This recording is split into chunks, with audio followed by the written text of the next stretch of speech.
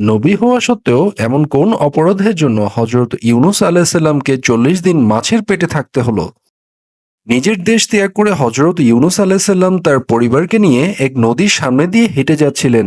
নদী পার হবার জন্য তিনি বড় ছেলেটিকে নদীর এপারে বসিয়ে রেখে ছোট ছেলেটিকে কাঁধে নিয়ে স্ত্রী সহ নদী পার হতে লাগলেন। কিছু দূর যাওয়ার পর হঠাৎ তার স্ত্রী নদীতে ডুবে যেতে লাগলেন। হজরত ইউনুস আলাইসাল্লাম তাড়াতাড়ি তাকে ধরতে গেলে তার কাঁধ থেকে ছোট ছেলেটি নদীতে পড়ে গিয়ে স্রোতে ভেসে যায়। অপরদিকে তিনি তার স্ত্রীকেও ধরে রাখতে পারলেন না। হজরত ইউনুস আলাইসাল্লাম তখন বড় ছেলেকে নিয়ে আসার জন্য নদীর তীরের কাছে এসে দেখতে পেলেন একটি বাঘ এসে তার ছেলেটিকে মুখে নিয়ে দ্রুত জঙ্গলের মধ্যে ঢুকে গেল।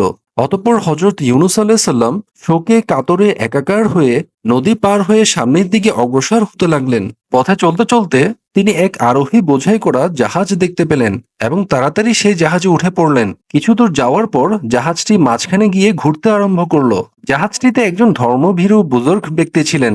তিনি বললেন, নিশ্চয় জাহাজে এমন কোনো গোলাম আরোহী আছে যে নিজের মালিক থেকে পালিয়ে এসেছে, তাই জাহাজটি সামনে এগোচ্ছে না।